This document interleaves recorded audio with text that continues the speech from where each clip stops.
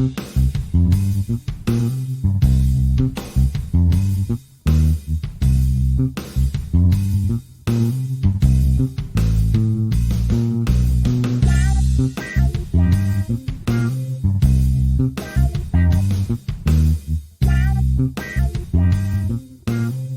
dear listener. You've got the Princess and the Captain here, and we're going to do a little post-coronation chat.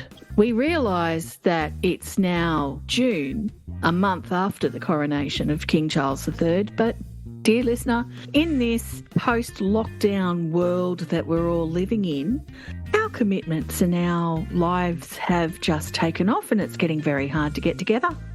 So we're a month later. We apologise for that, but, you know, there's still some relevant stuff just to point out and talk about, and we'll get onto it and have our chat now. I didn't say it was the podcast with no name. Dear listener, in case you're wondering where you've landed, you're at the podcast with no name. I had a bit of a blonde moment there and didn't tell you this. So when was the actual coronation? The actual coronation was the 6th of May. 6th of May. We're only a month later. Yeah, I know. I'll just go back to my photos to see if the photos trigger any memory. Because I took some photos of the TV, as you do. Oh, right. I did buy a Who. Yeah, okay. Which has got lots of photos in it. Well, not as many as I thought it would, but I've relied heavily on the Court Jeweller, the blog I follow for tiaras, and they've done fantastic coverage of what everybody was wearing, what brooches and things they had on, and what all the working royals had on. Yeah. And, yeah, you can see it in the photos. Yeah. So, Captain, what did you think of the coronation? Well, you know, I really enjoyed it. I, watched it all. I found it, dare I say, a little bit unrehearsed and like they didn't know what they were doing. Now, in comparison, the only thing I've got to compare it to, of course, is the Queen's funeral, which is the closest thing that will come to a coronation. But I found nobody knew what they were doing, and they kept pointing at the scripts and all the different little lines they had to say. But come on, I mean, it's not that hard to remember what you're supposed to do and where you're supposed to be. Am I wrong? No, I don't think you're wrong, but I think they were using the scripts as a crutch because they were all so nervous. I think it was a different vibe, wasn't it? It was a very different vibe. No one wanted to mess anything up, and that they were all so afraid of mucking it up. Yeah. And you could see the relief. King Charles looked terrible during it, before it and during it. He just looked so worried. And once he was out on the balcony at the end of it and they were doing their big waves and everything, he and Camilla just looked so relieved. Yeah.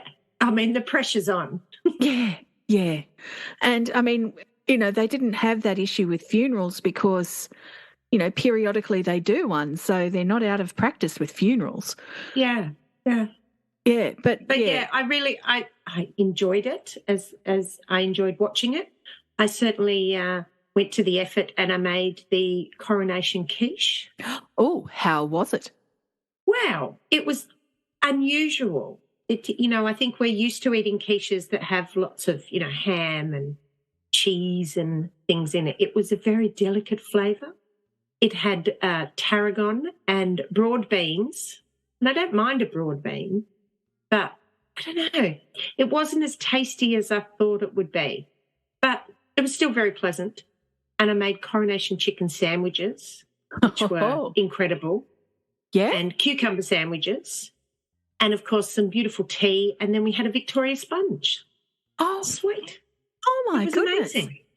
Oh, yes, my goodness. You know how to do a theme, don't you? I know. And I sent a picture to one of my friends and she said, "Oh, are you having a party? It looks like you're catering for 15. And I'm like, "No, just me."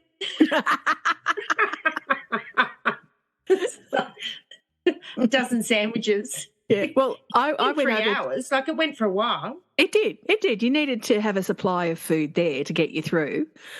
I went over to Eddie's Marianne's and watched it with her, and we ended up with teenagers and us lampooning various parts of it, I actually went back and rewatched it just by myself to take in here we go, here's a big word, solemnity of it. And the I don't know what that means. Well, it was auspicious. The grandeur? All of the above.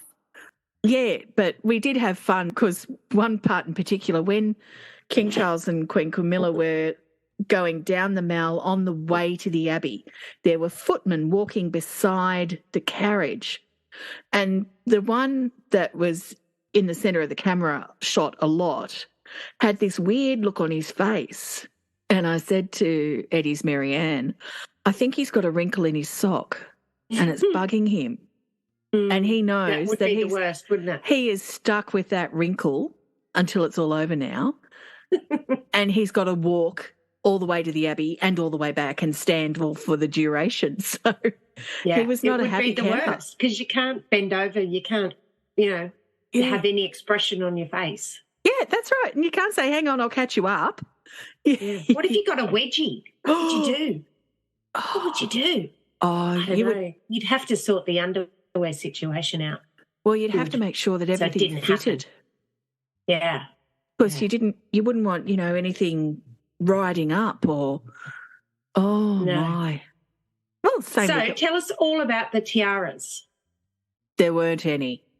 What? There were no tiaras. So do you reckon there was like a dress code? Yes, there was. Where it was just sort of, let's just keep it chill. It's all about King Charles today. Well, he wanted it scaled back a bit.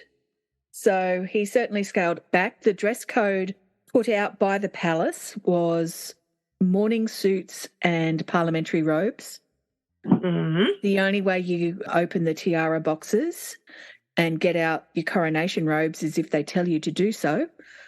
So we ended up there were quite a few parliamentarians, God love them, who did wear their parliamentary robes. So that looked They looked pretty grand. They were the red ones with the gold and the black on them. It had sort of gold and black stripes on one side. The Princess of Wales, thank goodness for her, because she had a fabric floral headpiece, which was almost in the shape of it. Well, it was in the shape of a tiara. And it was made out of silver fabric or bedazzled or something. I'm not quite sure how they made it. I have visions of them, starching it to get it so stiff to stand up like that. That looked great. And little Princess Charlotte, she had a little headband version of it on. Yeah, it was like the little copy, wasn't it? It was, and it was lovely. And her little outfit, that's how you do it, people. That's how you dress a child. It was lovely. Yeah. And Kate looked like a superhero. Yes, with that mantle on. Oh, just the whole thing, and I think the red, white and blue colours, but she just looked like she had this cape on, and then she was going to, throw it off, and then lasers would come out of her tits or something. Like, it's just incredible. Well, I was so happy when I saw them all in their finery like that, because I thought they would turn up in a suit. And that's it. Yeah. And they didn't. Yeah. They glammed up so much more than I thought they would.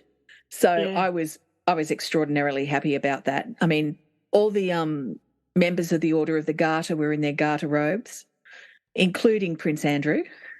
Oh, Eddie, I'd like to note that whilst Andrew was not around the back of the pillar, he was beside it and had an obstructed view. I was right. Yes. We all knew it anyway, really, didn't we? Yeah. Princess Anne, she wore the mantle and robes of the Order of the Thistle, which is the Scottish order. And I really like the thistle robes. They're just beautiful. They're a very, very, very dark green. And there is a portrait of the Queen taken, 15, 20 years ago. And she's out on a hillside, probably taken at Balmoral somewhere. And she's in a gown, of course, with the Order of the Thistle mantle on. She's got the Vladimir tiara, which is loops, and you have the dangly pearls in it. But Queen Mary, the magpie of the family, had the Cambridge emeralds converted so they could dangle in there as well. And she's got the emerald setting of it on with these robes in amongst the heather. It is just a fantastic portrait. Yeah, beautiful. Yeah, beautiful, beautiful. Kate and several other members of the royal family were wearing the mantle and the collar and everything of the Royal Victorian Order. Queen Victoria started that, and you get admitted into that order for your service to the monarch. Yeah, okay. Yeah, so it's not for everyone. No, not for everyone. Yeah, though there's not many in it, but I don't know that it's quite as exclusive as the Order of the Garter. There were a few with their Order of the Bathrobes on. Yeah. Bathrobes on. They were red. They're red. Yeah, okay. Yeah. And I think there might have been some British Empire robes on as well, but I'm not quite sure. Amazing. Yeah. I noticed something when I was having a relook at the pictures of what people were wearing on the day in preparation for tonight. I think Kate might have had, if not two dresses, she's had an overlay of her dress, a caper or something across the top of her dress for the Abbey. Yeah. Because in the Abbey, you can see just peeking out between the sides of the mantle of the Royal Victorian Order that her neckline on her cream or white dress was up at her neck. It was a high neckline suitable for the church with beading and stuff. Yeah. In the official portraits, she is wearing a dress with a neckline similar to an evening gown she's worn, where it comes from the shoulders and it dips down in the middle on either side. It's very sculptural. Yes. And she's got a beautiful necklace on that the palace or someone had written that she would be wearing on the day. It was one of the Queen's necklaces. Yeah, okay. Yeah, and that neckline in the official portraits is completely different to what she had on at the Abbey. Yeah, I'm sure she was wearing some sort of cape drapery type thing over the top of it, because it wasn't practical as a dress. Well, you can't wear something. I mean, it's not low cut by any means, but it wasn't really something to wear to church on a Saturday morning. That's right. Cover that bit up and Bob's your uncle. You're looking fine. So, of course, the person that stole the show for me was Penny Mordaunt. Mordaunt? Mordaunt? Yeah. Mordaunt? She just looked, I'm not sure. But she just looked amazing. Didn't she? Like, it was just so unusual, yet so perfect. And the perfect, colour, it just fit her so well, and the matching headband. That headband, I just couldn't take my eyes off her the whole time. I don't think anybody could, because Eddie's Marianne and I were watching her and we're going, oh, my God, how is she holding that sword up? Yeah, and it must weigh a ton. Yeah. Jewel. Well, no, the original one's not as jewel encrusted as the royal one. And, oh, my goodness, she held that thing for hours. Yeah.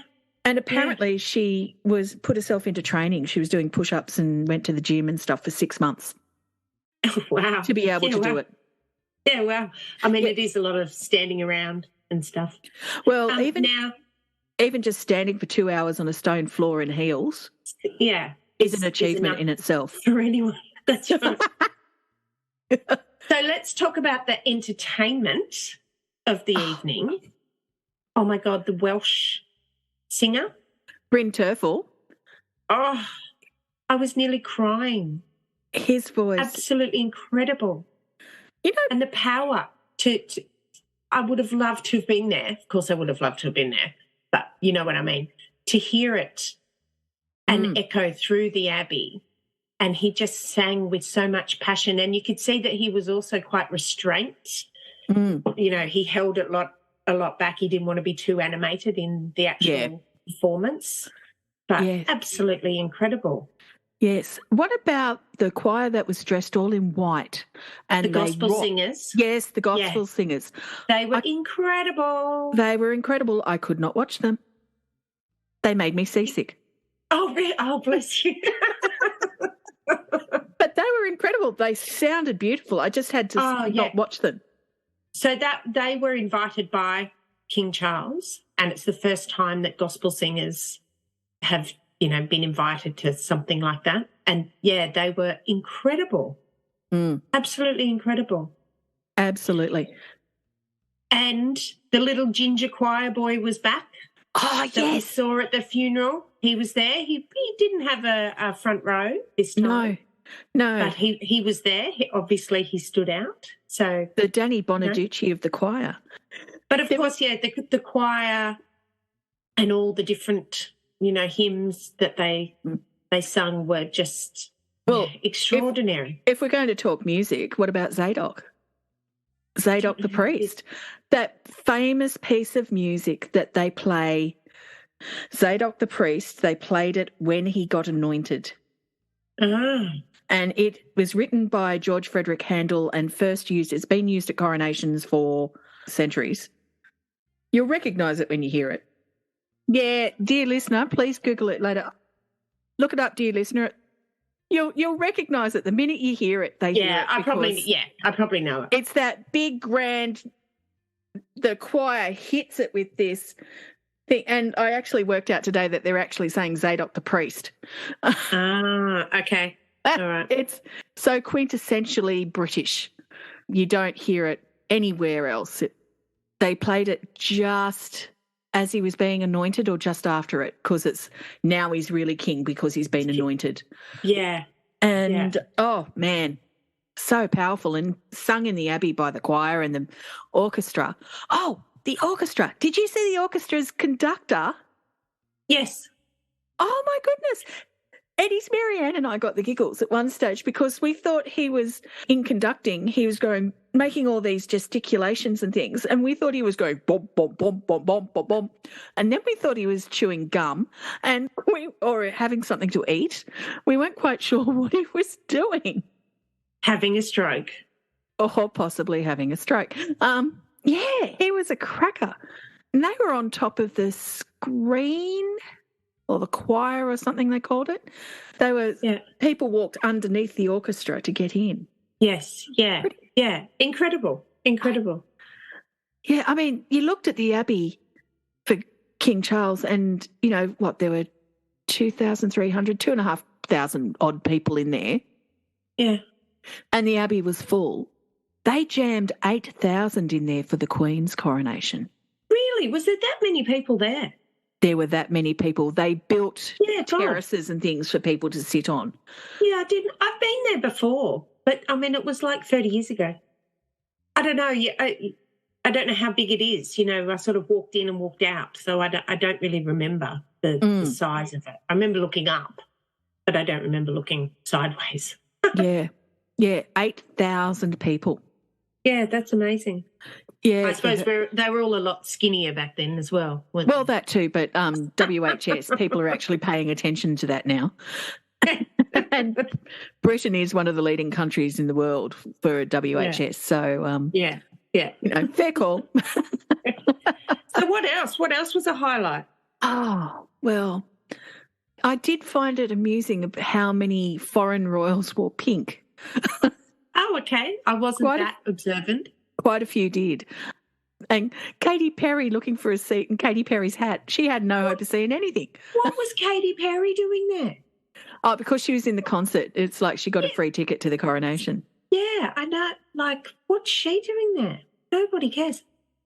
Like, when I saw her, I was like, what? So why do you think Kate and Wills were late?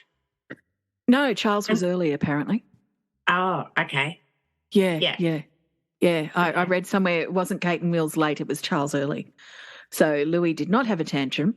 It was Wills decided to do a poo before they left. Oh, well, that's the thing. You'd have to do your nervous poo before you went there, wouldn't you? All husbands are the same. Oh, yeah, but I want to know, when they get back to the palace, is there a stampede by the ladies to the loo? Of course there is. Of course there is. And that, what I found really touching in the official photos where they've got the working royals fanned out either side of Charles and Camilla, down on, as we look at the right-hand side, Edward and Sophie have Princess Alexandra in between them. Yeah. Princess Alexandra of Kent. Now, she's in her mid-80s, Yeah. heading towards her late 80s, and she's got some orthopedic issues, I think it is. So they're actually very subtly holding her up. Yeah, that's right. It's so cute. Dear. Yeah, sort of wedging them up. Yeah. And, the poor old Duke of Kent, maybe someone had, got him leaning against a pole or something because he's older than she is. Yeah, wheeled him in like Hannibal Lecter or something. Yeah. He looks a bit like Beaker from the Muppets, Duke of Kent. It was good. What did you think of the actual moments when they were crowned? Yes, well, I'm just looking on my phone because I was, taking loads of photos of the TV and stuff. I mean, it's incredible. The fact that I can sit in my lounge room and watch that happen. I think I'm more overwhelmed by that than the actual event itself. But it's history. However you look at it, it's history. And whether you're, I don't know where I'm not a monarchist. But it's history. Yeah. What else can you watch apart from terrible things that are happening in the world? Not a lot of good stuff happens in the world. Exactly. And so to be able to watch it and watch that actual moment that it's happening, pretty cool. It is pretty cool. People think that the monarchy is a drain on public funds and an anachronism and all this sort of stuff, but I don't know. I like it. I like the fact that you can go and read about it, and they do good things, and they bring attention to lots of causes and charities and stuff. And if all it takes to get some money into a worthy cause is someone turns up, makes a nice speech and shakes some hands, so what? Yeah. So what? I hope they never dismantle it or get rid of it, because once it's gone, the world will never, ever see the likes of it again. Yeah, I just don't think they could. But we're not here to talk about that. No, we're not. To talk about the pomp that was. I did love watching all of the when they were back at the palace and how all the military were lined up out the back in the garden. Yes. And they all did that, and that's when Charles and Camilla came out and they gave the sort of salute. I mean, that was incredible. Yeah. And like you were saying, they looked so much more relaxed and happy when that was happening. But just to see all the uniforms, and then you could hear the pipers in the background, and just incredible. Who doesn't love a piper? Hey, what did you think of what King Charles wore? I can't remember. He wore lots of things. He got undressed at one stage. Well, yes, because he had to be mounted on his chest. Yeah, but he came in the long train, the robe of state, I think it was called. Yeah, the robe of state. That's the red one that he walked in with. That was his grandfather's. Yeah, okay. Yeah, but I was meaning his trousers, and they put buckles on his shoes. I am wondering if it was gold cardboard. It's like a smock that he had, the red smock with the gold. Yeah. Most unlike anything we've ever seen him wear. Yeah. He was wearing lots of different things. And so I think it was maybe, for the ease of things. Yeah. And then because he had to, couldn't necessarily wear a coat because he had to wear all those other robes. And all the other stuff. And it's summer, so he didn't want to be hot. Yeah. Yeah. And, I mean, he was wearing velvet and ermine. So, I mean, that's, cold weather stuff. But, I liked how he wore the collar of the Order of the Garter. That's the chain link necklace thing. Yes. That was, I think it was George V's. Yeah. So it was like his great-granddad's. Yeah, wow. And George VI wore it as well. So it's nice that they get reused. Yeah. And then the purple one that he came out with at the end was also his granddad's. Yeah, wow. Yeah, where Camilla went in and her red robe of state was the Queen's. She reused the Queen's. Yeah. And they made a new purple one for her. Yeah, okay. Yeah. But I liked how Camilla had hers attached. She had it like two big straps. They were sewn on. She could attach it and wore it, like she was wearing a backpack. Yeah, I think I noticed that. Yeah. Yeah, gold embroidered straps. I thought that's pretty well done. It takes the weight off your neck. Yeah. Yeah. It'd be pretty heavy. Yeah. So what did you think of what Camilla wore? Oh, look, it was nice. It looked a bit creased, but that's being particularly picky. I'm not there for Camilla. I'm there for Charles. Yeah, well, true. But do you think it was creased or do you think it was just the embroidery? No, it was creased. Can't remember that. I like how read today that she had her grandkids' names embroidered in silver on it. Oh, really? Oh, that's and her nice. kids' names. That's nice. And she had her dogs embroidered on it in gold down the bottom, which was cute. Nice. Yeah, important things. Yeah, I'm surprised she didn't have a horse done, but, Yeah, that's hilarious. I know. Are we going to talk about the elephant in the room? What, the guy dressed as, Meghan Markle dressed as that guy with the moustache? Yes. Who actually was one of the composers of one of the pieces of music. Oh, was it? Yeah. I mean, it doesn't look like a real person, does it? It looks like a disguise. Look like Meghan Markle. How do people look like that? I know. I was referring to Harry. Oh, okay. Okay. Yeah. So. Oh, look, I just feel desperately sorry for all of them. Mm.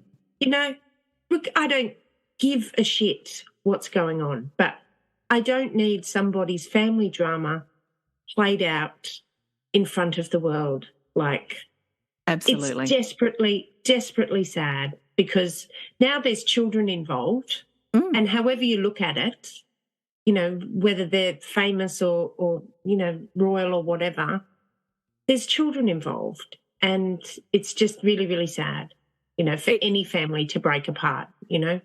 It is heartbreakingly sad.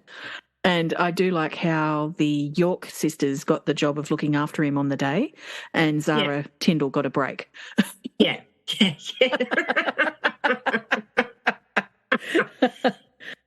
Yeah, no, he looked fine. And look, he looked happy enough to be there. Yeah. But what about how Princess Anne's hat had its great big red plume right in front of his face, so he had to move his head to look. I know. Look, it's all planned. It's all strategic. Absolutely. Yeah, I love it. I love it.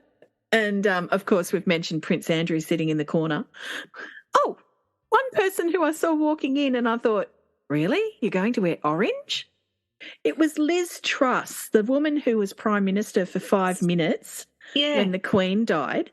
All the other Prime Ministers and their partners were wearing, not funereal clothes, but more sombre colours. And I know, she looked quite happy with herself, though, didn't she? She walked in orange. Swanning in there with this massive smile on her face. And it's like, babe, you need to just calm it down. Tone it down. You were there for 5 minutes. Yeah. I know. Yeah. Jill Biden. And I don't recall seeing her. Grandchild Biden. Yeah, okay. Jill Biden looked lovely. She was in a lovely cornflowery blue colour. Yeah. Maybe a little bit lighter. She looked eminently appropriate. Yeah, and she had a granddaughter tagging along instead of Jo, and the granddaughter was in a yellow colour. Yeah, okay. Yeah. I thought, what an experience for her. Oh, absolutely. Yeah, absolutely. Yeah. Another thing, my colleagues at work, we all got to work after the coronation, and of course we had a bit of a post-mortem of it, and everyone was horrified that King Charles did not get a decent haircut before. So especially since we were looking at him from behind so much and we could see all the little wispy curly bits at the back and his bit of comb-overy combing there. So, all right, professional opinion here. Yes, please go for it. Obviously, he's got large ears, right? We know that. Yeah. And that's why he's always had the sideburns. Ah. And the sort of, fuzzy chops, if you will, because his hair is actually quite a funny texture. So, it's frizzy. It looks quite wiry. Yeah. And even before it went grey, it was a bit of a curl to it. So he's always kept it ever so slightly longer so it fills the gap between his large ears, and then by having the sideburn down almost as low as his lobe, balances it out. So if you have any hard lines or, really sharpness around it, it doesn't work because, one, the hair's curly, And so you never end up with the same sharp line as if your hair is straight. But by having that sort of width and volume around there, and then same at the back, having a very sharp line actually isn't, I don't know, I find it's not very aesthetically pleasing either, because the hair's too fine, and to have such a sudden end to it, it doesn't blend and look natural. That is brilliant. Thank you so much for that, Captain. I had never thought of it from that angle. Yeah. And you are absolutely right, because nobody ever notices his ears anymore. Yeah, yeah. No one ever does. That is so clever. And so obviously when he was young, you know, you're just tall and skinny. So, of course, they're going to come out and his hair was yes, it still had the wave, but it was a lot finer and, you know, but now that, it's older, he's older and the hair texture's changed. That's why. Yeah. And kudos to Camilla for not changing her hairstyle in, 50 years? Yeah. Kudos to her. I know. Well, if it works, stick with it. Exactly. She found something that works. She's sticking with it. Good on her. Yeah. Camilla's attendants. Yeah, one of them was her sister, isn't it? And her, best friend. Yeah. I mean, they all friend. look like the same, don't they? You could, what are they called, like Sloane Rangers or something? They can imagine every single person in West London that looks like that. Or the three witches. Yeah. No, I thought they were dressed nicely as well. I mean, nothing was over the top, was it? It was all just enough. Yeah. With what people wore. Yeah, I mean, that's the thing. There was plenty to look at. And it, like I said, it was very formal. It didn't have as much emotion there as the funeral did, which is understandable. But I don't want to say I was bored. I just found it very ceremonial. Yeah. And yes, like you were saying, they were sort of desperate not to mess it up. And so they were just, going through the motions. But I think, they had a nice mix of break of all the procession, and then they went to some singers, and then they came back, and then they did this, and then they came back. So it did break it up a little bit. Yeah. You do realise that the coach that Charles and Camilla went to the Abbey in, instead of using the gold stagecoach, they used the one that was made in Australia a few years ago. Yes. Yeah. Yes. Yeah, and you can understand that. They were already nervous. You didn't want them getting motion sick in the gold coach on the way as well. It's a bit of a rough ride, apparently. Yeah, apparently it's a shocker. And just about every monarch who's ridden in it has said so, from William the IV has said how horrible it is to ride in. Yeah, so it's amazing. Yeah, but it did get a run. It was nice that it was used. And then, of course, as everyone was heading back to the palace and, watching the crowd, and then when they sort of opened up the gates and all the crowd came on to the mall. Oh, yes. And everyone just seemed so happy and thrilled, and I think it was raining a little bit as well. Yeah, which is a bit of a bummer, but, British summer. You could tell that it would have been such a great vibe in London. Yeah. And everyone just super happy. Yeah, but they do it for weddings, and they did it for the funeral, and they've done it for so many things. I love how the police are the cordon and they walk down the mall and they use, they fan out and they let the people fill that part in front of, around the memorial and in front of Buckingham Palace. I love how they do that. It's again, another British thing. Yes, yeah. Did you watch any of the concert? No, neither did I. I didn't. I don't know what I was doing. I was doing something else. Yeah, me too. I did. I just was like, I've done that now. I'm not really interested in the concert. No, well, it didn't have Brian May playing God Save the King on the roof. I was gone. Yeah. I was gone. Although on the TV news the following evening, they showed excerpts from the concert and showed the royals, and go the Duchess of Edinburgh dancing. She looked fantastic, and she really had the moves.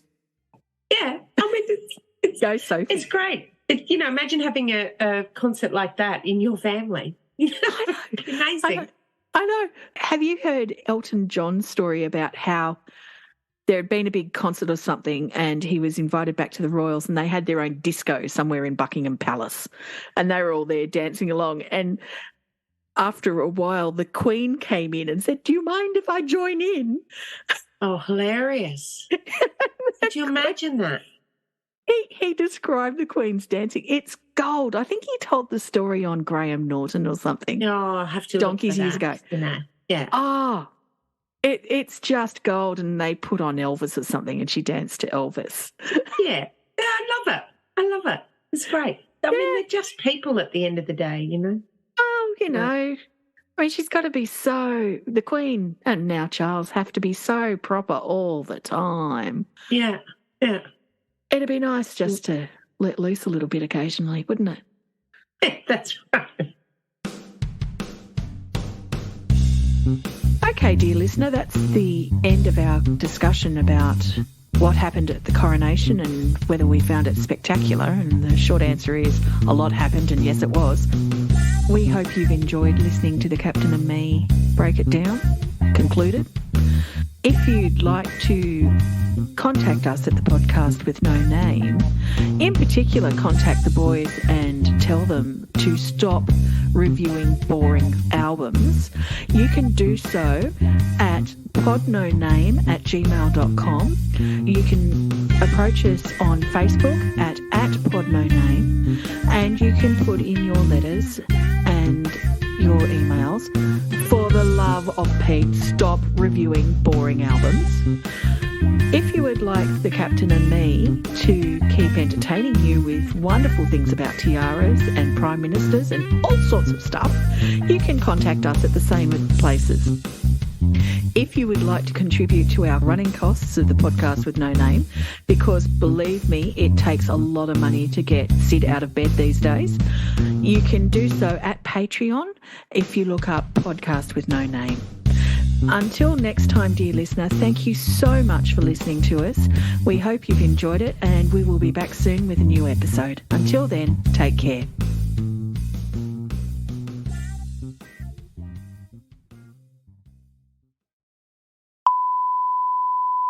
Oh, speaking of tiaras, one of the princes of Jordan got married yesterday, and the new bride had a beautiful dress on, Elie Saab dress, and this gorgeous tiara on at the wedding ceremony, which incorporated Arabic script, diamond-encrusted Arabic script. It's absolutely gorgeous. Oh, really? Yeah, just so beautiful. Have to have a look at it. Do yourself a favour, on the court jeweller, it's all there. And they had a big banquet last night, or, after the wedding in the evening. Yeah. And all the royals that were there, all the Jordanian royals and the Saudi royals and all the European royals and the Asian royals that were there, all cracked open their tiara boxes. It's fantastic. There's tiaras everywhere. It's what the coronation could have been. Yeah. Yeah, yes. Wow. It's incredible, isn't it? Mm. So welcome to the Maybe podcast it's with no best you name. don't mention it, and then they suddenly become a fan, and then we're not under any brand. We can launch our own podcast. We can launch our own one. Rival podcast. Yeah, well, the boys keep doing things on subjects like Pink Floyd and Dire Straits. We're suddenly looking really good when we do prime ministers. I know. It's so much more interesting doing coronations and prime ministers. I know. And tiaras and crap.